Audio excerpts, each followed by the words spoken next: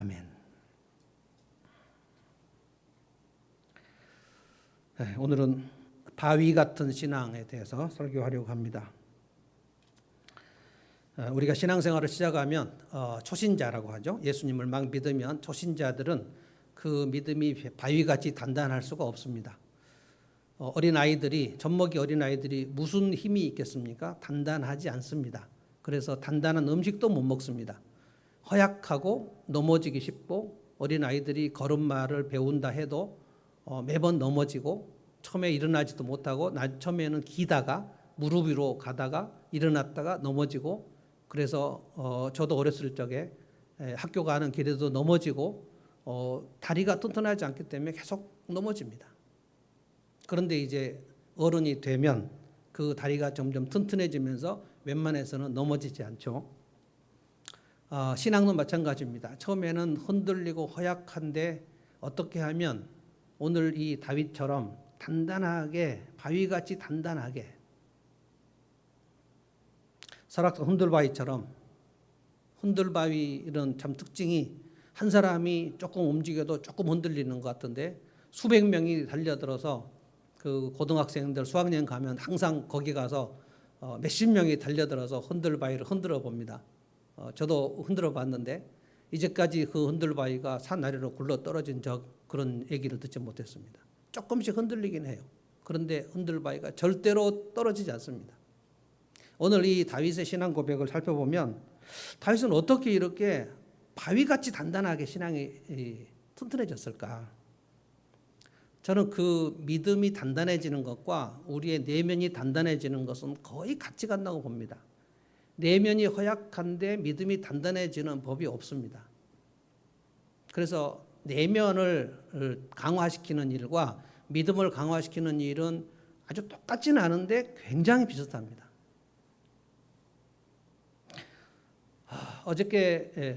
그저께 금요일 저녁에 우리 베델 목장 나눔을 했는데 우리는 좀 영적인 나눔을 했습니다. 지난 주일 말씀에 따라서 지난날에 내 삶의 홍해 바다를 갈라주신 경험들을 서로 나누었습니다.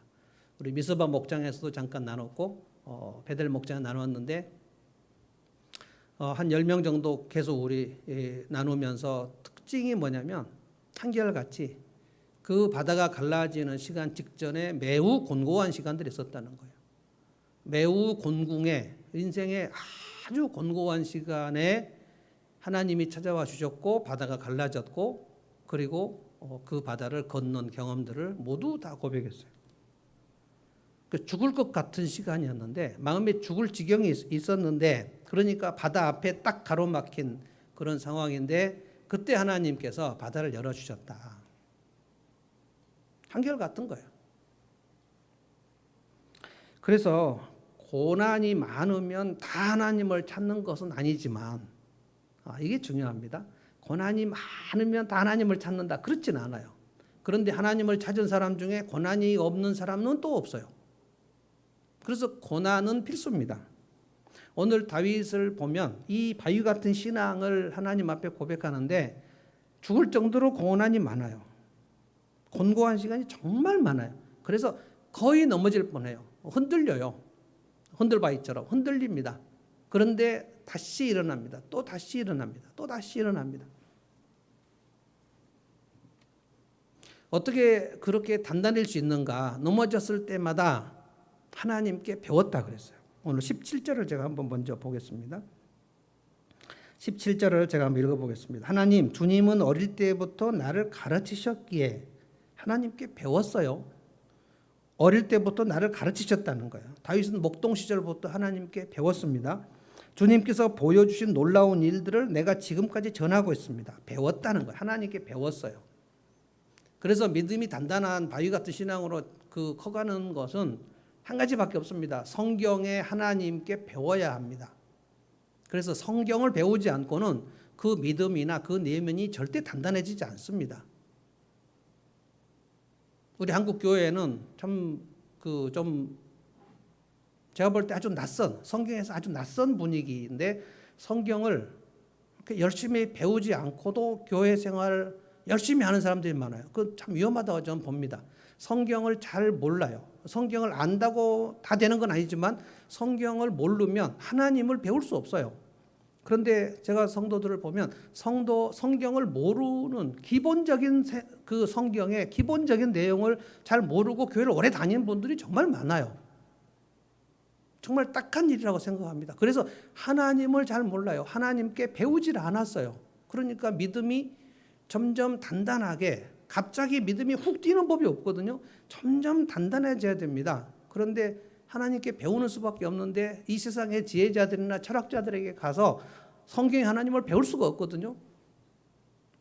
여러분이 교회를 다니는 것은 성경을 배우고 성경을 배워서 하나님을 예배하기 위해서 다니는 겁니다. 그런데 교회를 다니면서 성경을 안 배우는 사람들이 정말 많아요. 어떻게 되겠지? 절대로 어떻게 안 됩니다. 그 믿음이 단단해지지 아니하면 좀 이따 제가 그 믿음이 허약한 사람들은 어떻게 되는가에 대해서 말씀드리겠지만, 하나님은 다윗에게 하신 똑같은 일하심과 아브라함에게 하신 똑같은 일하심으로 천년이 하루 같고 하루가 천년 같아서 하나님이 성경에서 나는 이렇게 일한다 라고 정해진 그 일하심의 원칙은 변함이 없어요. 그래서 하나님께 배우셔야 됩니다. 하나님이 나를 어렸을 때부터 가르쳐 주셨다는 거예요. 다윗은 성경이 없었습니다. 근데 들판에서 하나님께 배웠어요. 어떻게 배웠을까? 오늘 저는 다윗의 이 고백을 통해서 여러분의 신앙이 바위같이 단단하게 되는 법을 여러분이 배우시기를 바랍니다. 배우시고요. 그리고 그 배운 것을 자기 삶에 끊임없이 적용을 해보셔야 돼요. 다윗은 뭘 배웠냐면은 하나님은 나를 버리지 아니하신다. 하나님은 나를 더 잘되게 하신다. 이 두 가지를 배워요. 하나님은 우리를 택하시면 우리를 버리시지 않습니다. 어떤 경우에도 우리를 지키십니다. 그런데 이것을 하나님께서 다윗에게 가르쳐 주셨고 다윗이 이걸 배웠다 그랬어요. 그래서 다윗은 그 젊었을 때보다 나이가 들었을 때, 그러니까 다윗은 이 10대 30살 되기 전에도 엄청난 고난이 있었지만 30대 이후에 왕이 된 이후에 엄청난 샬롬을 맛봤습니다. 저는 네 번 정도 고난이 있었다고 봅니다. 양을 칠 때, 그러니까 10대 때 아버지 양을 칠 때 그 사자나 곰의 습격을 늘 받곤 했습니다. 그런데 그때마다 사자나 곰이 양을 빼앗으려고, 양을 탈취해서 달아나려고 할 때, 그때 다윗이 그 아버지의 양을 빼앗기지 않기 위해서 사자와 곰에게 덤벼들었어요. 엄청난 것입니다. 그리고 나서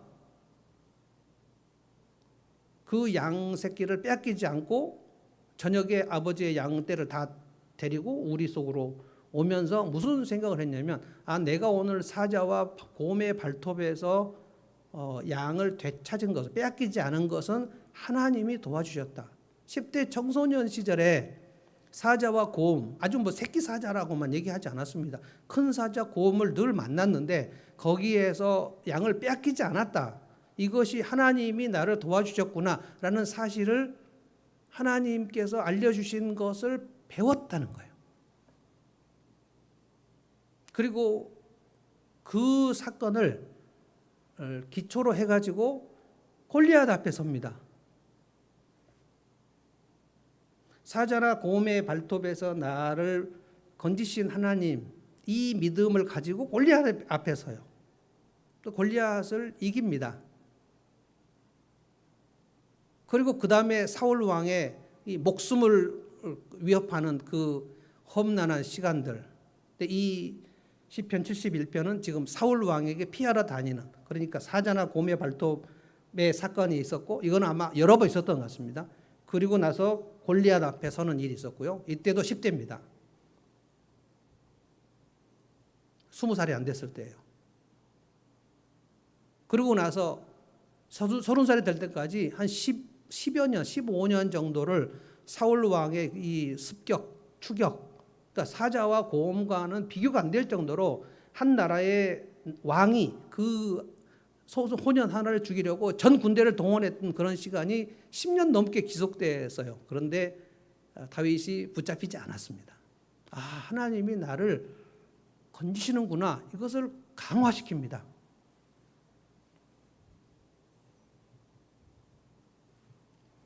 하나님은 나를 버리지 아니하신다. 이것을 여러분이 자기의 인생에서 내가 무엇인가를 이렇게 빼앗기려고 하는 그런 시간이 있었는데 빼앗겨야 마땅한 시간인데 어떻게 그걸 빼앗기지 않고 되찾을 수 있었지? 그때 하나님께서 일하시는 건데 그것을 하나님께서 그렇게 하셨는데 감이 없으면 내가 이것을 하나님께서 이렇게 하셔서 하나님이 꼭 천사를 보내서만 하시는 게 아니고요. 누군가를 통해서 그 내가 빼앗기려고 했던 그 상황, 절체절명의 상황에서 그 양을 빼앗기지 않도록 하나님께서 어떻게 하셨는지 그거를 내 삶에서 하나님께 배워서 이것을 고백할 수 있어야 돼요. 자, 이게 이제 17절, 18절입니다. 17절, 18절 한번 같이 읽어볼까요? 17절, 18절 한번 같이 천천히 한번 읽어봅시다. 읽습니다. 시작. 하나님, 주님은 어릴 때부터 나를 가르치셨기에 주님께서 보여주신 그 놀라운 일들을 내가 지금까지 전하고 있습니다. 내가 이제 늙어서 머리카락이 희끗희끗 인생의 서리가 내렸어도 하나님 나를 버리지 마십시오. 주님께서 팔을 펴서 나타내 보이신 그 능력을 오고 오는 세대에 전하려 합니다. 하나님께서 나에게 가르쳐 주신 것을 나는 지금 사람들에게 말했다는 거예요. 지난 주일에도 하나님께서 나를 홍해바다를 갈라주신 그 사건을 그 이스라엘 백성 전체가 하나님께 말하는 거, 이게 찬양입니다. 우리가 오늘 예배 직전에도 15분 동안 찬양을 했는데 그 찬양은 다 하나님께서 내 삶에 행하신 것을 하나님께 내가 입으로 말하는 겁니다. 입으로 시인하는 거예요. 나의 스토리를 지금 말하는 겁니다. 이게 연결이 안 되시는 분들은 찬양의 의미가 없죠. 그냥 찬양 시간이다라고 생각하지만 그게 연결이 돼야 돼요. 이것이 돼서 내 입으로 내 삶에 하나님이 행하신 일들. 왜냐하면 다윗에게 있었던 그 고난이 예수님께도 있었고요. 예수님께 있었던 그 고난이 오늘 우리가 살면서 10대, 20대, 30대, 40대, 50대, 60대를 쭉 인생을 보내면서 한 80여 년의 인생을 보내면서 하나님이 우리에게 알려주신 건 뭐냐면 네 인생에도 성경에 나오는 이러한 고난이 여러 종류로 여러 방식으로 너한테 오니까 이때 이 수많은 그 고난, 사자나 곰의 발톱에서 내 것을 무엇인가를 탈취해 가려고 하는 그 시간에 내 힘으로 그것을 양을 빼앗기지 않은 게 아니라 하나님께서 어떤 방식으로 나를 이 양을 빼앗기지 않게 하셨는가를 그걸 알아서 그 믿음을 고백하라는 거예요. 다윗은 이 고백을 굉장히 많이 했습니다. 그래서 시편이 150편인데 100편 이상, 그러니까 3분의 2가 다윗이 지은 시입니다. 다윗은 할 말이 많아요. 자, 그런데 제가 오늘 여러분에게 말씀드립니다. 하나님께서 다윗에게 행하신 일과 여러분에게 행하신 일이 그 농도나 그 양에 있어서 차이가 있을까요?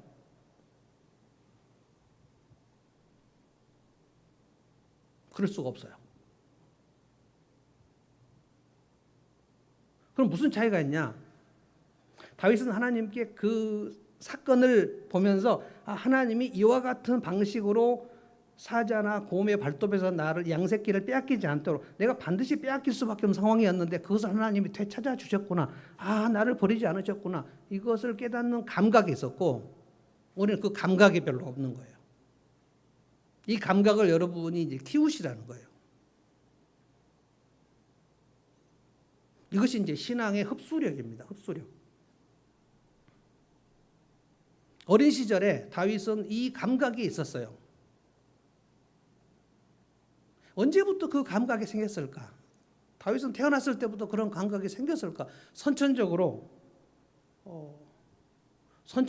믿음이 충만한 상태로 태어난 사람 아무도 없거든요. 제가 볼 때 아버지에게 배운 것 같지도 않습니다. 아버지 이새가 다윗을 8번째 아들은 그렇게 좀 차별했어요. 그걸 별로 인정하지 않았습니다. 그래서 아버지가 다윗을 따로 데려다 놓고 하나님의 어떤 행하심이 어떤 것인가를 알려준 그런 기록도 없지만 그런 정황도 없어요. 어떤 사람은 영적인 자극이 조금 한데 그것을 흡수를 해가지고 그것을 내 것으로 삼아서 굉장히 믿음이 단단하게 되는 사람이고요. 어떤 사람은 영적 자극이 진짜 많은데 그걸 다 흩어버리고 믿음이 단단해지지 않는 사람도 있어요. 하나님께서 사자와 곰의 발톱에서 나를 이 양새끼를 빼앗기지 않도록 하셨구나. 이것을 다윗은 배웠단 말이에요. 하나님이 행하신 일들을 깨닫는 것. 첫 번째 깨달아야 돼요. 돌아보면서. 지난 주일도 말씀드렸죠. 지난 주일은 홍해 바다 갈라지는 것을 말씀을 드렸는데 이제는 나의 삶을 공격해서 나의 것을 무엇인가를 빼앗으려고 할 때 그것을 어떻게 해서 빼앗기지 않도록 또는 빼앗겼는데 그것을 어떻게 되찾아 주셨는지를 하나님이 일하신 것과 연관해서 이야기를 해보야 생각을 하고 그 다음에 입으로 말을 하라는 거예요.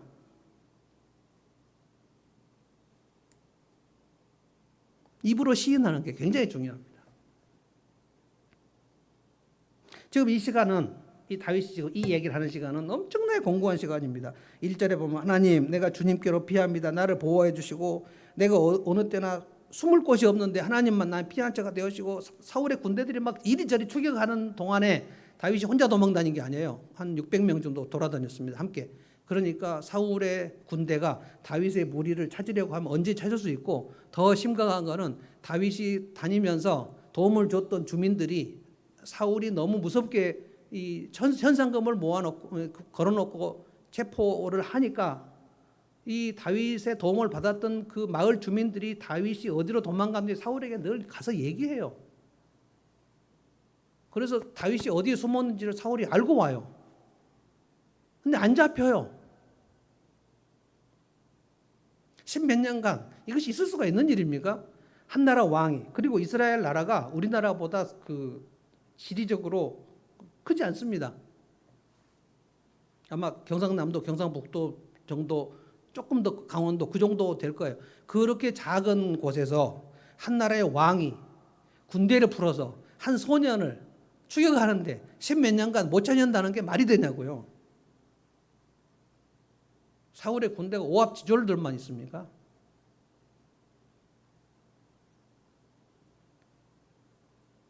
그래서 다윗은 내가 지금 사울에게 쫓기고 있는데 어떻게 해서 내가 지금 사울에게 붙잡히지 않고 있는가를 알아요.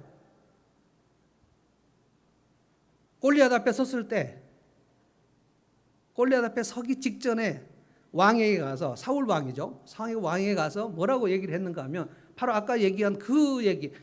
왕이시여 제가 아버지 목동으로 양을 칠 때 사자와 곰의 발톱에서 내가 양을 뺏기지 않았습니다.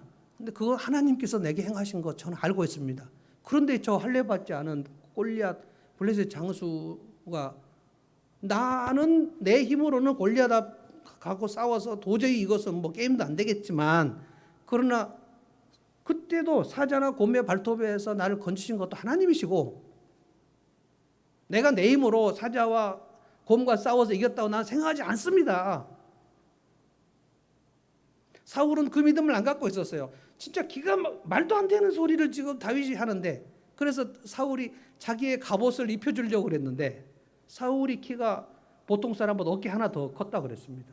그래서 저는 사울은 한 2m 넘었고 골리앗은 3m 넘었고 그래서 그 엄청난 사울도 거인이에요. 지금으로 말하면 서장훈 정도 될까요? 서장훈이 2m 좀 됩니까? 그 제가 잘 보는 아는 형님 보면 서장훈 옆에 꼭 이수근이 가서 서요. 그러면 무슨 고목나무 밑에 매미가 붙어 있는 것 같아요. 근데 그 정도의 차이 있을 거라고 생각합니다. 다윗과 골리앗이 딱 섰을 때 이수근과 서장훈 정도의 그런 차이였다고 생각. 이것을 누가 다윗이 이길 거라고 생각을 하겠습니까? 그런데 다윗은 자기가 이길 것에 대해서 의심하지 않았어요. 이미 10대 때 다윗은 바위 같은 신앙이었어요. 근데 이 바위 같은 신앙이 어느 날 갑자기 생기지 않는단 말입니다. 곰의 발톱과 사자의 발톱에서 양새끼를 빼앗기지 않게 하신 하나님께서 그것은 하나님이 내 삶에서 내가 이것을 빼앗기지 않도록 하셨어. 이 고백을 골리앗을 무찌르기 전에 한단 말입니다. 그러고 나서 형 엘리압이 네가 지금 전쟁터를 무슨 장난감 놀이하는 줄로 나왔냐고 막 그 큰형이 다윗을 굉장히 비난합니다. 장난하러 나왔냐고. 사울 왕도 네가 어떻게 저 장수를, 왜냐하면 사울 왕의 골리앗 앞에서 너무 무서워가지고 자기가 싸울 엄두를 내지 못했거든요. 그러니까 거기서 다윗이 나가지 않았다면 그날 몰살당하는 시간입니다. 고대 전쟁은 장수가 한 명씩 나가갖고 싸워서 그 장수가 한 명 죽으면 여기가 다 괴멸되는 거거든요. 그래서 다윗이 나가서 싸웠을 때 여러분 이것을 그냥 간단하게 생각하시면 안 됩니다. 내 삶에서도 이미 내가 골리앗 같은 그 두려움, 큰 두려움을 만나서 내가 죽을 것 같았는데 나는 이제 죽었다라고 생각했는데 어떻게 내가 살아나왔을까? 이걸 생각해 보셔야 된다는 거예요. 생각을. 하나님께 배우시라는 거예요. 그래서 이런 일들을 성도들이 잘 안 해요. 그래서 믿음이 자라질 않아요. 그 고백이, 신앙 고백이, 사도신경을 여러분이 아뢰을 때, 하나님 앞에 아뢰을 때 그 고백이 힘이 있지 않아요. 제가 알아요. 제가 20년 동안 고등학교 3학년 때까지 사도신경 매주일 외웠는데 하나도 내 머릿속에 내가 고백한 내용을 생각하지 않았습니다. 제가 고등부 성가대 주일날 저녁마다 했는데 고등부 성가대 찬양할 때 찬양 내용을 절대 생각하지 않았습니다. 주의 크심을 뭐 노래하고 뭐 찬양하고 홍해 바다 갈라지는 거 여호와께서 너를 구원하시는 것을 보라 뭐 얘기하면서 그 많은 찬양을 했는데 찬양 내용을 생각하지 않았다니까요. 그냥 부른 거예요. 그냥 할렐루야 하면서 할렐루야를 뭐냐 하나님을 찬양하라. 근데 하나님을 찬양하는 생각이 하나도 없이 할렐루야 한단 말입니다. 하나님을 만홀히 여기는 거죠. 네 하나님의 이름을 만홀히 여기지 말라. 3계명. 우리는 3계명을 엄청나게 많이 어기면 하나님을 무시하는 거예요. 하나님이 행하신 일이 있는데 그 하나님이 행하신 일을 내가 감사하지 않는 거예요. 제가 여러분에게 돈 100만 원씩을 막 줬는데 한 명도 와서 목사님 돈 100만 원 받아 감사합니다 라고 얘기하지 않는 거예요. 저를 볼 때 멀뚱멀뚱 변목사가 100만 원 준 거 뭐 변목사가 준 거겠어? 내 손에 100만 원이 들었고 분명히 변목사가 100만 원을 줬는데 아무 생각이 없는 거예요. 오늘 우리가 이제까지 살면서 하나님이 다윗의 행하신 것과 조금도 감소되지 않은 엄청난 많은 일을 하셨는데 우리는 그것을 감사한 일을 얘기하라 그러면 간증을 하라 그러면 할 것이 없어요. 제가 뭐 간증할 게 없는데요.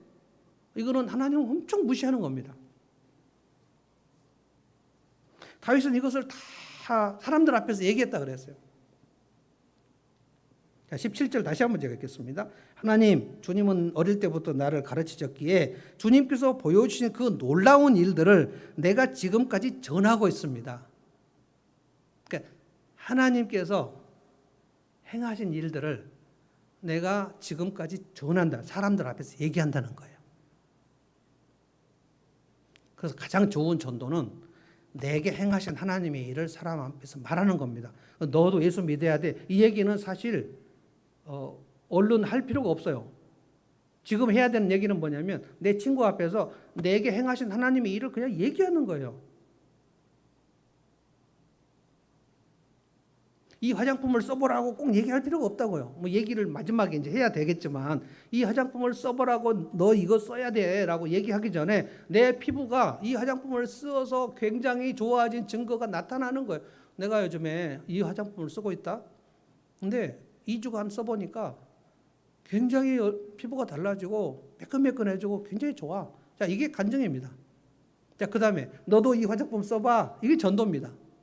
그러면 간증과 전도 사이에 뭐가 먼저 있어요? 너 예수 믿어야 돼. 너 천국 가야 돼. 이 얘기를 하기 전에 내게 하나님께서 행하신 일이 드러나야죠.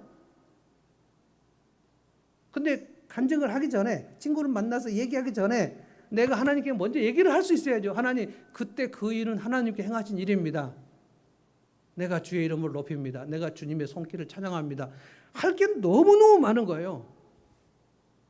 그런데 믿음이 단단해지지 않은 사람들은 이 작업을 안 하는 거예요. 이 작업 안 하는 사람이 사울입니다.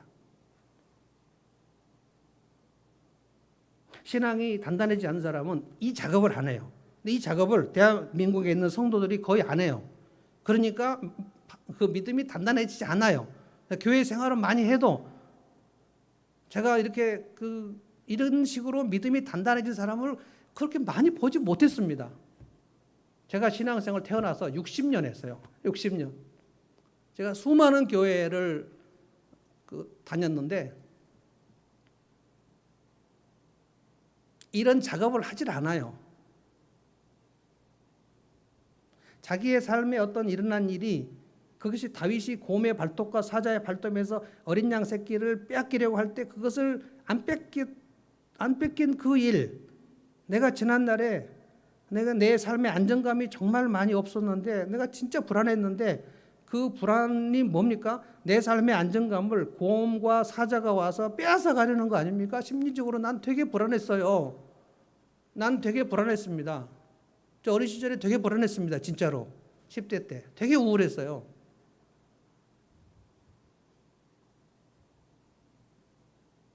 그래서 제 삶에는 그 안정감이 없었어요. 안정감이. 안정감은 대부분 엄마의 품에서 옵니다.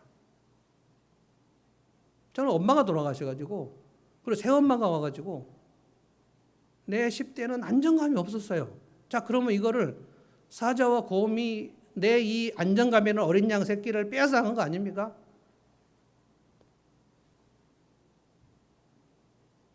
근데 언제 하나님께서 내게 안정감을 주셨는가? 저는 20대입니다. 20대. 제가 오늘 제 10대부터 다 얘기를 해볼 테니까 여러분이 이 얘기를 잘 들으시고 배 목사가 지금 10대, 20대, 30대, 40대, 50대까지 지금 60 초반이니까 저는 20대 10년이 제 인생에서 가장 안정감이 있었던 시간입니다. 제가 구원의 확신을 얻게 됐죠. CCC 가가지고 대학생활, 합창단, 중창단, 교목실 그리고 예수 믿는 그 형님들 신학교 가려고 하는 그때는 이제 한남대학교는 장신을 많이 가요. 장신 가는 분들이 거기 많아요. 그래서 원래 한남대가 본래 숭실대입니다. 옛날에 숭실대. 그런데 숭실대하고 대전대를 합쳐가지고 숭전을 만들어서 옛날에 어르신들은 숭전대학교라는 이름 아실 거예요. 제가 서울에 숭실대학교가 있고 대전에 대전대학교가 있었는데 두 개 합쳐서 숭전대학교로 됐어요. 제가 숭전대학교 대전 캠퍼스에 갔는데 1980년에 가보니까 뭐 그 캠퍼스 분리 데모를 하고 있더라고요. 근데 왜 그런가 하고 봤더니 숭전대 두 대학이 합쳤는데 숭실대의 대전 분교처럼 취급을 당하고 있었어요. 원래 본교가 있고 무슨 뭐 천안에 무슨 어느 대학이나 원주에 어느 대학이 분교가 있잖아요. 그런데 숭실대하고 대전대학교는 본교와 분교의 개념이 아니었어요. 두 개가 연합을 한 겁니다. 그런데 대전 숭전대가 그 분교 취급을 받고 있었어요. 그래서 이제 숭전대 대전 캠퍼스를 다니는 사람들은 이것을 데모하고 있었어요. 그때가 이제 전두환 때입니다. 3월 달에 들어가니까 뭐 데모를 하는데 우리는 뭐 전두환 물러가라 이게 한 게 아니고 그 캠퍼스 분리 데모를 하고 있었어요. 그래서 선배들이 계속 뭐 강당에 모이라 그래가지고 우리가 숭실대하고 대전대인데 뭐 이런 얘기를 하면 이제 대전대 정체성을 막 찾아야 되는 그런 거였어요. 그러다가 이제 5.18이 일어나가지고 그냥 1학기가 다 끝나버린 거예요. 그리고 다시 이제 올라와가지고도 그걸 해서 결국은 대전대학교 정체성을 다시 되찾으려고 그랬는데 그 사이에 대전대학교가 하나 생겨버렸어요. 그래서 대전대학교를 가려고 했는데 그 이름을 빼앗겨가지고 할 수 없이 남쪽에 있는 한남대. 요즘에는 또 제가 대은이한테 최근에 한남대 나왔다 그랬더니 한남 뭐 이러면서 뭐 요즘에 한남이라는 용어는 아주 이상한 용어가 돼가지고 페미니즘 그 용어가 돼서 그 지금 제 후배들은 되게 고통스러울 것 같아요. 한남대. 근데 그 시절에 저는 뭐 마음에 드는 대학은 아니었지만 되게 좋았어요. 거기서 신앙을 회복했고 합창단 생활도 했고 교목실에서도 생활했고 교목실장인 서정원 목사님이 나중에 장신대 총장 되셨거든요. 굉장히 좋으신 분이었어요. 제가 늘 교목실에 놀러 갔고 교목실에 그 누나들하고도 아주 친하게 지냈고 그러고 이제 합동신학교 들어갔죠. 합동신학교 가가지고 제가 지금 여러분에게 그 알려드리는 성경 말씀은 모두 합동신학교에서 배운 겁니다. 이야, 성경이 이렇게 고급스러운 것이었구나. 너무 좋았어요. 너무. 25, 26, 27. 제 인생의 막 안정감이 신앙적으로, 정서적으로, 심리적으로, 그리고 제가 거기에 심리적인 책들 많이 읽고, 그런데 거기에 이제 27살 먹은 자매님이 오셔가지고 저하고 같이 커피 마시고 그러다가 또 결혼을 하지 않았습니까? 자기 30살 넘어오면 큰일 난다. 그래가지고 저 28인데 결혼을 또 하고, 그러니까 신앙 회복했죠. 안정감이 생겼죠. 그리고 신학교 들어가서 말씀을 배웠죠. 영적인 회복이 됐죠. 그리고 저 따뜻한 찬율 자매님하고 같이 매일 같이 커피 마셔. 그 맥심 그 뭡니까 자판기 커피 아주 수천 컵을 먹었을 것 같아요. 그리고 이제 순대, 떡볶이, 김밥, 만두 뭐 이런 거 계속. 하나님께서 제 20대에 10대에 빼앗긴 거 다 찾아주셨어요. 제가 돌이켜 보니까 20대는 고난이 없더라고요. 뭐 좀 돈 없는 거 있었지만 그래도 좋았던 기억들이 많아요. 그리고 이제 30대에 가서 영국 유학 갔는데 목사님 저를 오해해가지고 부목사 하다가 쫓겨났어요. 사역지를 빼앗겼죠. 오해였습니다. 제가 그때 엄청난 열병을 앓고 막 사람이 오해를 받으니까 정말 죽겠더라고요. 그래서 끙끙 앓았어요. 몇 개월 후에 런던 한인교 김북경 목사님이 이 사실을 전체를 알고 저 런던 한인교 오라 그래가지고 거기서 다시 회복시켜 주셨어요. 정말 김북경 목사님하고 있을 때 참 좋았습니다. 그러니까 빼앗겨버린 사역지도 하나님께 되찾아 주셨어요. 아, 하나님께서 나를 버리지 않으셨구나. 아, 엄마의 이런 그 우울함과 불안감을 하나님 전부 다 회복시켜 주셨구나. 아, 이건 하나님이 하신 거야. 이런 고백들이 있는 거예요. 그리고 40대 갔을 때 저는 거의 골리앗 앞에 선 경험, 부목사 할 때 5년은 거의 지옥 같은 시간이었습니다. 제 인생을, 제 명예를 완전히 땅바닥에 내려놓는 누명을 쓰고 오명을 쓰는 시간. 정말 두려웠어요. 근데 하나님께서 45살에 하늘문교회를 개척하게 해주셨어요.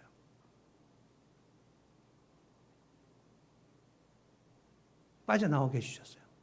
전 그래서 개척했을 때 개척의 어려움은 부목사의 어려움에 비해서는 아무것도 아니었어요. 정말 좋았습니다. 그때 우리 임집사님과 박병원 권사님이 저와 함께 해주셨고 그래서 지금까지 버텨오게 되어 주신 거예요. 하나님이 하신 일이라고 생각합니다. 저는 제 아내한테도 늘 얘기합니다.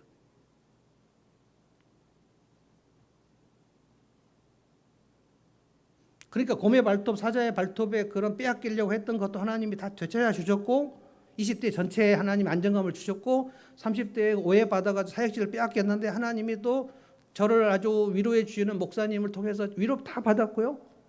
그리고 40대에 갔더니 여러분 40 초입에 들어오신 분들은 이제 기대하십시오. 인생 만만치 않습니다. 40대. 거친 푸른 바다의 망망대해에 돛담배를 타고 가는 것 같은 그런 시간이 30대도 되게 힘들지만 40대는 만만치 않습니다. 근데 그거 다 하나님께서 피하게 해주셨고 교회 개척했고 그리고 50대에 들어왔더니 50대 초반에는 좋았는데 50대 50 하나 둘 셋 넷 다섯 좋다가 갑자기 2016년에 아내 대장 터져가지고 죽을 뻔한 사건이 있었고요. 그 해 정말 힘들었거든요. 근데 하나님이 다 살려주셨죠. 그 인공 항문을 여기다가 채우면 여기서 이제 변이 나오는 건데, 여러분이 아시다시피 제 안에는 피부가 그 연두부, 순두부 피부예요. 근데 플라스틱 여기 6개월 차면 여기가 다 헐 수밖에 없어요. 저는 굉장히 두려웠습니다. 같이 자고 있는데 이게 터지면 그날 밤은 이제 대참사가 일어나는 거 아니에요. 그거를 또 우리 박병원 권사님이 본인의 그 친척 경험을 얘기하면서 그거 이불에서 터진다고. 나는 이제 6개월 동안 이게 자다가 이게 터지면 무슨 냄새가 나면 자다가 벌떡 일어나서 그거를 해내야 되는 거 아닙니까? 근데 한 번도 터지지 않았고 한 번도 헐지 않았어요. 그 연약한 피부가 플라스틱을 6개월 차고 있었는데 그 이음새가 한 번도 헐지 않았어요. 저는 엄청난 하나님의 일하심이라는 것을 고백하지 않을 수 없어요. 그러고 났더니 2018년에 하나님이 이 예배당을 주시면서 또 제 성도들, 제자들이 더 이상 뭐 같이 못 있겠다고 집단으로 또 나갔죠. 엄청나게 힘들었습니다.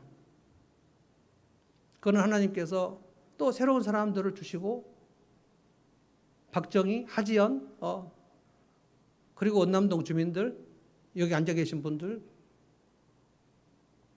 다시 목회하도록 하나님이 주시고 새 힘을 주시고, 저는 할 얘기가 너무 많습니다. 내가 빼앗길 수밖에 없었던 그런 심리적 불안감들 하나님이 다 되찾게 해주셨고, 지금 저는 불안한 게 하나도 없습니다. 한 가지 있습니다. 한 가지 남았는데 하나님 이거를 해결해 주시지 않았어요. 아직. 밤에 어두운 방에서 혼자 못 잡니다. 제 아내는 답답해가지고 자꾸만 거실로 나가요. 밤에 2시쯤 나가요. 답답하다고. 근데 어느 날, 뭐 자주 있는 일이에요. 2시나 3시 이렇게 눈을 떠갖고 보면 아내가 옆에 없어요. 그럼 잠이 안 와요. 그날, 그 시간부터. 말똥말똥. 그래서 이제 고민을 해요. 나가서 거실에 가서 아내를 오라고 할 것인가. 근데 내가 지금 나이가 몇 살이냐, 지금. 내가 지금 애기도 아니고 지금 나이가 60이 넘어갖고 여보 들어가자 이 얘기를 하기가 싫어요. 그런데 2시간 동안 멀뚱멀뚱했어요. 그래서 뭐 찬양을 들어보고 뭐 드라마 바이블 들어보고, 근데 뭐 점점 은혜가 돼가지고 막 멀뚱멀뚱. 그러면 이제 한 2시간 정도 뒤척뒤척하다가 나갑니다. 여보 들어와. 그러면 막 아내는 소파에서 정말 막 너무 재밌게 자고 있는데, 여보 여보 내가 힘들어서 그래. 겨우 막 부축해가지고 막 가서 앉혀놓고 그러고 자요. 이게 아직 해결이 안 됐어요. 전 그래서 여러분에게 고백합니다. 제가 늙어서 아내보다 빨리 죽기를 기도하고 있습니다.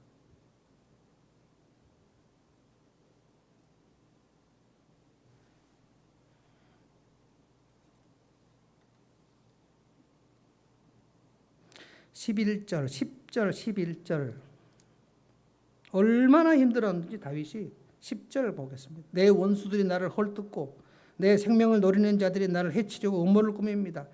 11절 그들이 나를 두고 말하기를 하나님도 그들을 버렸다. 그를 건져줄 사람이 없으니 쫓아가서 사로잡자. 누가 봐도 다윗은 하나님이 그를 버린 것처럼 보였다는 거예요. 하나님이 만약에 버리지 않았으면 저렇게 다윗이 아무도 없이 고립무원 상태로 저렇게 있을 수가 있겠는가. 다윗의 대적들이 다윗을 볼 때 쟤는 이제 하나님이 버렸다. 사람들이 굉장히 다윗을 기피했거든요. 왕이 한번 찍어서 영모다 그랬는데 누가 다윗을 가까이 하겠습니까? 다윗의 도움을 받았던 사람들이 다 다윗을 멀리했어요. 사람들이 다윗을 찾아오지 않았어요. 오죽하면 그 부자 누굽니까? 나발. 다윗이 부하들이 가서 음식 좀 달라 그랬는데 문전박대가 거절하지 않았습니까? 다윗을 도와주면 사울한테 내가 어떤 해코지를 받을지를 그 계산이 떨어졌기 때문에 그런 거예요. 여러분 세상 법칙이 하나 있습니다. 세상은 힘 없는 사람에게는 안 찾아옵니다. 내게 힘이 없어지면 사람들은 나를 멀리합니다. 그럼 그거 알고 계셔야 됩니다. 내게 돈 떨어지면 사람들이 나를 멀리하고요. 내 사업이 망하면 사람들이 나를 다 떠납니다. 세상 법칙이에요. 그러니까 그런 경우가 됐을 때 여러분이 너무 막 나만 이런다고 생각하지 마시고 다 그래요. 저도 개척하니까 선교사 친구들이 다 저를 떠났어요. 한국에 왔다 가도 연락을 하지 않아요. 비애를 맛보죠. 비애를. 그러나 세상은 다 그래요. 자, 그래서 다윗이 버림받았다고 느껴질 때 사람들이 다 나를 떠났어요. 여러분 시편 69편에 뭐라고 했습니까? 내 형제들이 나를 낯설게 대하더라고 했어요. My brother. 내 형제들에게 나는 낯선 자가 됐으면 나를 스트레인저로 생각하더라는 거. 누구세요? 이렇게 모른 척 하더라는 거예요. 그 다음에 내 어머니의 자식들, 아마 그 배다른 자녀들이었던 것 같습니다. 내 어미의 자식들이 나를 버렸다 그랬어요. 친척들한테 버림받았다는 거예요. 누가 봐도 그는 버림받았다라고 생각되는 그 시간에 다윗은 뭘 고백합니까? 하나님은 나를 버리지 않으신다. 나를 절대 버리지 않으신다. 여러분이 이 고백을 이걸 성찰해 보시고요. 내가 사자의 발톱과 곰의 발톱에서 제가 오늘 제 10대를 얘기했던 것처럼 내게는 안정감이 다 빼앗겨 버렸는데 나는 진짜 불안했는데 하나님이 어떻게 그 불안감, 안정감이라는 양새끼를 빼앗길 뻔했는데 하나님 어떻게 나를 되찾아 주셨지? 내게 안정감이 오게 된 것이 뭐였지? 그때 하나님께서 그렇게 일하신 것이었구나. 말씀을 하실 수 있어야 된다는 거예요. 사람들 앞에 전할 수 있어야 된다는 거예요. 그다음에 더 큰 거, 제가 40대 골리앗 앞에 딱 섰을 때 나는 진짜 힘없는 부목사였는데 내 인격이 말살되는 그 시간이 골리앗 앞에 딱 서는 거였어요. 그분과 저는 게임이 되지 않습니다. 제가 정말 두려웠거든요. 목사 세계에서 나는 매장될 수가 있겠다. 나는 살아남을 수 없겠다. 하나님께서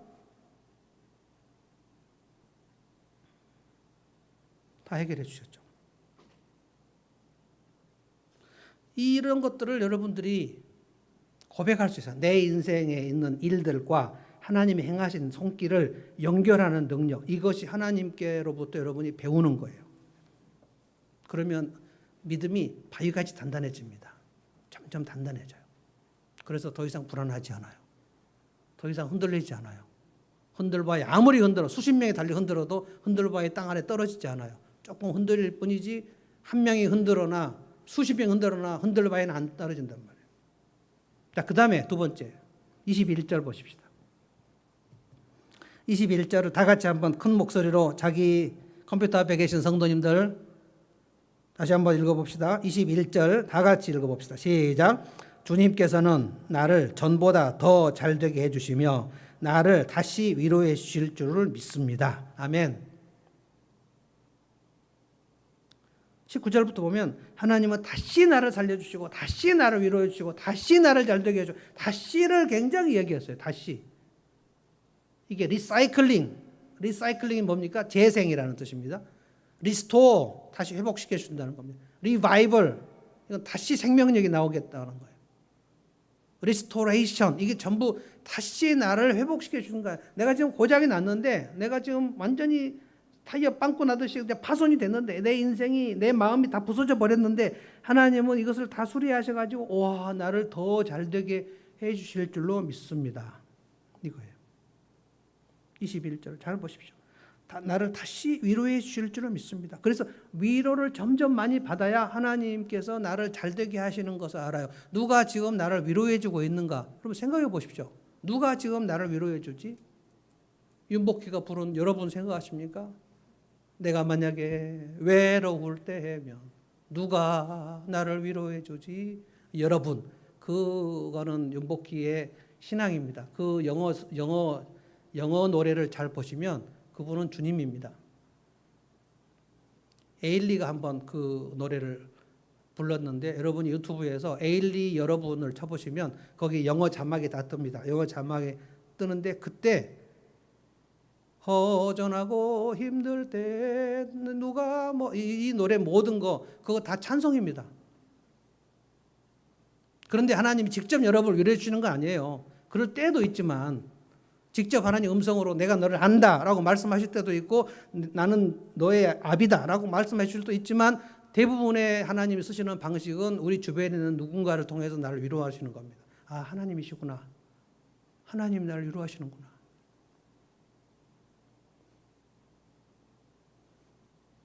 따돌림 받고 조롱받고 비난받고 낯선 자로 취급받고 수치스럽고 능욕을 받고 오명을 쓰고 다윗은 반역 음모를 꾸몄다는 오명을 받았습니다. 그런데 하나님께서 사람들을 붙여주셨어요. 다윗에게 엄청난 사람들을 붙여주셨어요. 나중에 다윗에게 한 지파의 그 유다 지파가 다윗에게 와서 우리의 왕이 되게 해달라고 그래서 30살에 유다 지파가 기름을 붓습니다. 7년간 한 지파의 왕입니다. 그리고 사울의 잔당들이 남아있는데 하나님께서 그 7년 동안 다윗의 그 믿음을 보시고 점점 사울에 있었던 세력들이 다윗에게 오게 하십니다. 점점 오게 하세요. 그래서 37살 때 12지파 모두가 다윗을 왕으로 세우면서 뭐라고 했는지 아십니까? 왕이시여 사울이 왕이었을 때도 사실은 당신이 우리의 리더였습니다 라고 고백을 합니다. 아마 그 얘기 들었을 때 다윗은 막 펑펑 울었을 거예요. 누명을 벗는 거 아닙니까? 누명을. 진짜 힘든 게 누명이거든요. 지금도 이 땅에는 누명을 뒤집어 쓰는 사람 정말 많습니다. 하나님께서 그걸 다 이렇게 벗겨주신다는 거예요. 저는 이것을 믿습니다. 하나님은 지금보다 우리를 더 잘되게 하시는 줄로 믿습니다. 제가 여러분께 질문해 볼게요. 한번 대답을 해 보십시오. 우리 교회 지금 오늘 윤은성 자매는 오늘 등록을 했습니다만 여기에 1년, 2년, 3년, 4년 뭐 있습니다. 여러분이 하늘문교회를 다니게 된 이후로 여러분의 삶의 지표가 조금씩 올라갑니까? 조금씩 내려갑니까? 뭐 그냥 생각을 해보세요. 한 사람의 인생이 삶의 지표가 올라갈 때는 다 같이 올라갑니다. 똑같은 순서로 올라가지는 않습니다. 그러나 한 공동체 안에서 영적으로 하나님 말씀을 듣고 자기가 하나님 말씀을 먹고 지금 오늘 제가 해보라고 한 이 영적인 작업들을 해보고 하나님께서 지난날 내게 하신 일들을 감사를 표현해보고 그리고 찬양할 때 이 찬양의 가사가 이 나의 스토리다. 이 영적인 케어, 이게 예배와 자기 영성 관리입니다. 이것을 안 하는데 뭐 갑자기 믿음이 올라가는 법 없습니다. 영적인 케어 하시고요. 그 다음에 정서적으로 케어 하시고요. 정서적으로 이 교회나 이 교회 바깥에서나 내게 에너지를 주는 사람들과 함께 시간을 보내는 거. 정서적 케어는 딱 제가 정확하게 알려드립니다. 좋은 사람과 좋은 시간을 보내는 거예요. 저는 목사님들 중에서도 정서적 케어를 안 해가지고 목회를 정말 잘 되고 있는데 뻥 떨어져 버리는 사람들 많이 봅니다. 지금 자기 몸 관리도 해야 되는 게 정서적 케어고요. 좋은 시간을 보내야 돼요. 지금 바쁜데 내가 언제 춘천을 놀러 가냐. 놀러 가는 게 그게 낭비가 아니에요. 원주도 가시고 춘천도 가시고 양평도 가시고요. 그게 내 정서를 케어하는 겁니다. 놀 시간이 어디 있냐. 진짜 신령한 목사님들은 안식년도 안 가시고 그다음에 월요일날 그냥 하루 종일 주일날 끝나고 월요일날 아침에 가셔가지고 또 성경 읽고 기도하고 그래서 왜 그렇게 하시냐 그랬더니 월요일날 성도들은 출근하는데 나는 혼자 쉬기가 너무 미안하다는 거. 좋은데 목사가 쉬지 않으면 이 정서가 탈진 상태에 있으면 나중에 어떻게 할 거예요? 정서적으로, 영적으로, 그리고 심리적으로 우리 교회의 특별한 것이 심리적인 겁니다. 자기 내면을 들여다보는 개인적 1대1 케어, 그건 저하고 하는 겁니다. 그거는 그룹으로 하는 게 아닙니다. 목장 모임은 그룹으로 하는 거고요. 목장 모임은 대부분 정서적인 케어를 하는 겁니다. 거기 오니까 진짜 따뜻하더라. 그래서 목장에서는 많이 여러분 가르쳐 드리지 않아요. 목자는 여러분의 선생이 아닙니다. 그냥 오면 같이 돌보는 겁니다. 같이 얘기하고 나누고. 그래서 와, 세상에 살만하다. 심리학에서는 그거를 심리적 산소라 그래요. 심리적 산소가 들이마시게 하는 거예요. 여러분 공황장애는 뭔지 아십니까? 공황장애는 지금 여기에 심리적 산소가 쫙 빠져가지고 숨을 쉴 수가 없는 겁니다. 그런데 심리적으로 숨을 쉴 수 없는 시간이 실제로 물리적으로 숨을 못 쉬어요. 숨이 안 쉬어져. 이런 증상이 와요. 그러면 그 사람은 정서적 심리적 산소를 공급해 줘야 되는데 그때 기도하게 하면 안 됩니다. 기도 못 합니다. 영적 케어는 조금 종류가 달라요. 정서적 심리적 케어가 돼야 드디어 말씀이 들어갑니다. 그래서 저는 상담을 합니다. 이 교회에 다 시스템이 있어요. 그리고 사회적 케어, 소셜 케어는 뭐냐면 여러분들이 누군가와 함께 봉사하는 겁니다. 자원봉사, 교회 안에서 하시든지 교회 바깥에 하시든지 뭐 연탄 나르는 봉사에 참여하시든지 주일 예배 때 뭐 물 넣는 봉사를 하시든지 누군가와 함께 같이 어떤 액티비티를 하는 겁니다. 이 네 개가 같이 있는 게 총체적 케어예요. 그러면 그 사람 속에 영적으로, 심리적으로, 정서적으로, 사회적으로 케어가 됐는데 그 사람의 삶의 지표가 안 올라간다? 말도 안 되는 소리입니다. 근데 이 중에 한 가지만 빠져도 잘 안 돼요. 정서적으로 탈진되면 다른 거 아무것도 안 됩니다. 일단 내가 정서적으로 탈진됐다. 이거는 증상이 뭐냐면 무기력증입니다. 이렇게 내가 하기가 싫지? 뭐든지 하기가 싫어 그냥. 그러면 무기력증인 거예요. 그러면 다 내려놓고 놀러 가셔야 돼요. 그런데 나하고 싸우는 친구가 놀러 가면 안 됩니다. 거기 가서 대판 싸고 돌아오면 진짜 아무것도 하기 싫어요. 그러니까 진짜 마음에 맞는 사람, 이것도 공을 많이 들이셔야 돼요. 내가 마음에 맞는 사람인데 이 세상에 한 명도 없다. 그럼 자기 책임이에요. 어떻게 마음에 맞는 사람 한 명도 없을 수가 있습니까? 전에 아내하고 공을 많이 들입니다. 그래서. 근데 이 사람 또 집 나가버리면 잠도 못 자니까 공을 들여요. 공을. 그래서 여보 양평 갈까? 원주 갈까? 어디 갈까? 조금 힘들면 여보 내가 설거지 할까? 뭐 너무 좋아요. 뭐 설거지. 내가 항상 물어보면 항상 해달라고 그럴 거예요. 자기는 뭐 봉사해 주는 게 제일 좋다면서. 늘 살피죠. 자, 이렇게 네 개를 총체적으로 하면 그 삶의 지표가 쭉 올라갈 수밖에. 이게 샬롬입니다. 다 올라가야 돼요. 믿음도 올라가지, 정서적으로도 안정이 되지, 심리적으로 내가 무슨 문제에 빠지는지를 알게 됐지, 그 다음에 사회적으로 같이 액티비티를, 소셜 액티비티 같이 하는데 이 네 가지가 같이 있는데 그 사람의 삶이 점점 우울해진다? 저는 있을 수 없다고 봅니다. 근데 이 교회 안에서 이 네 가지를 다 하실 수 있다는 거예요. 거기다가 지적으로 북쉐어링에 또 들어가셔가지고 이 책을 읽고 막 하면 여러분 지적인 뇌를 활동시키는 게 굉장히 좋은 건강입니다. 뇌는요, 책이 안 들어가면 뇌가 점점 녹습니다. 그래서 이 일들을 전 여러분에게 다 지금 제공해 보려고 하는 거예요. 그래서 우리 교회에 오신 누구든지 여기서 드디어 이제 곰에게 빼앗겼던 양새끼들이 다 되찾아오는 경험, 그 다음에 골리앗 앞에 섰을 때 두렵지 않은 경험, 그걸 때려 눕히는 승리의 경험, 이제 사는 것 같아요. 전 여기 있는 여러분들 중에서도 그런 얘기 저한테 고백하시는 분 여러 지금 보고 있습니다. 이제는 살 것 같다. 살 것 같다. 숨도 쉬어지고 쉴 줄도 알고 이제는 회사 직장에도 의미가 있고 그 다음에 여가 시간 어떻게 보낼 줄도 알고 이게 막 그 서랍 정리가 다 되는 거죠. 다윗은 이것들이 뭐 다윗이 상담을 받았습니까? 다윗이 성경이 있었습니까? 다윗이 정말 아무도 자기를 도와주는 사람이 없었는데 이것들을 다 했어요. 그러고 나서 다윗 왕국 때 얼마나 많은 사람들이 다윗 왕국을 칭찬하고 거기서 누리고 찬양하고, 그래서 다윗이 22절 이후로 보면 내가 검은 고를 타면서 노래하겠다, 내가 수금과 비파를 타면서 노래하겠다, 하나님을 찬양할 게 너무너무 많은 거예요. 하나님을 찬양하라, 찬양하라. 그 뭡니까? 하나님이 내게 행하신 일을 말하는 게 찬양이에요. 오늘 전 여러분들이 이 두 가지 작업을 했으면 좋겠어요.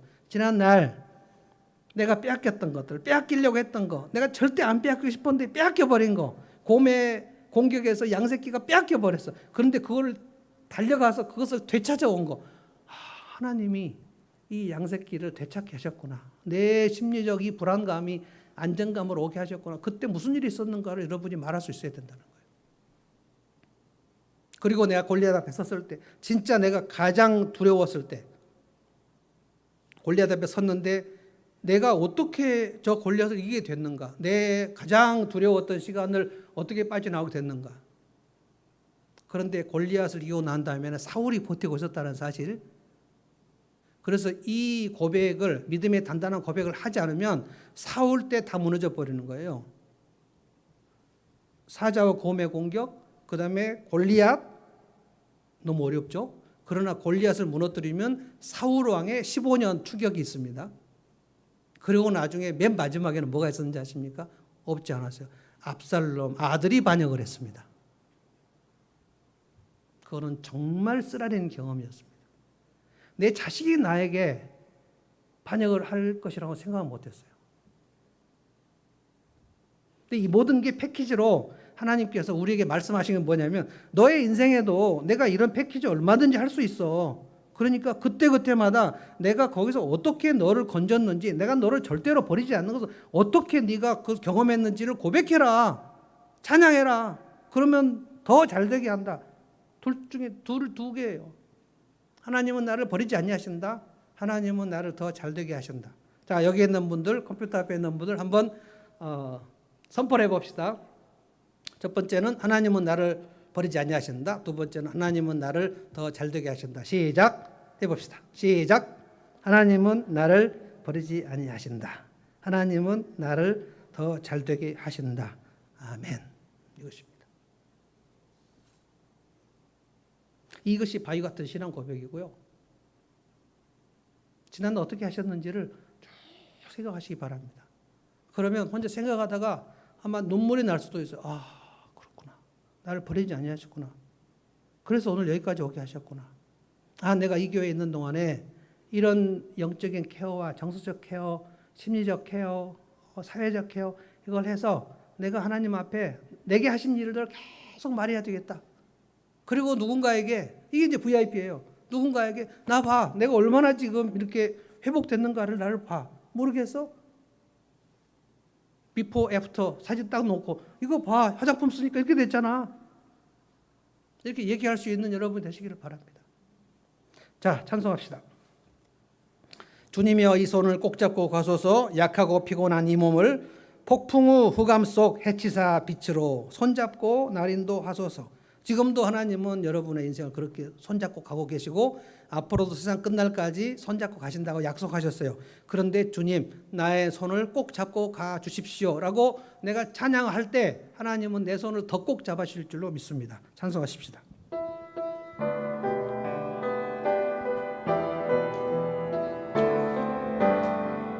주님여 이 손을, 주님여 이 손을 꼭 잡고 가소서. 약하고 피곤한 이 몸을 폭풍 흑암 속, 폭풍 흑암 속 해치사 빛으로 손잡고 날인도 하소서. 다시 한번 합니다. 주님여 이 손을, 주님여 이 손을 꼭 잡고 가소서. 약하고 피곤한 이 몸을 폭풍 흑암 속, 폭풍 흑암 속 해치사 빛으로 손잡고 날인도 하소서. 자기 손을 가슴에 한번 얹고 합시다. 인생이 힘들고, 인생이 힘들고 고난이 겹칠 때 주님여 날 도와 주소서. 주님이 손을 잡고 가십니다. 외치는 이 소리, 외치는 이 소리 귀 기울이시사 손잡고 날 인도하소서.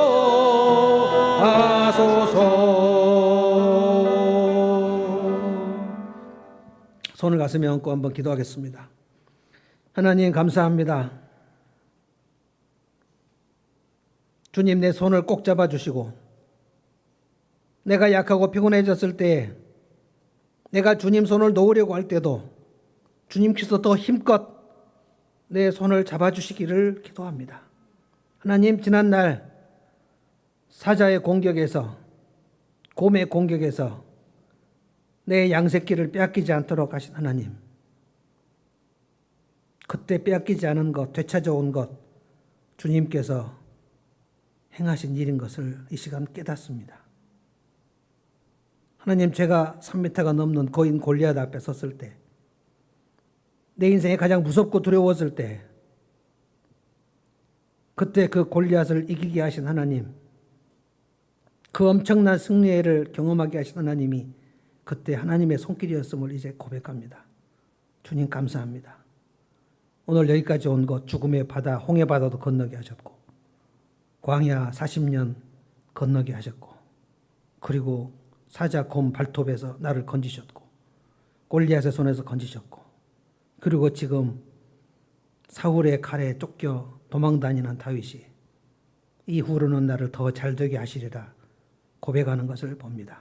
주님, 저희 신앙을 바위같이 단단하게 하고 싶습니다. 단단하게.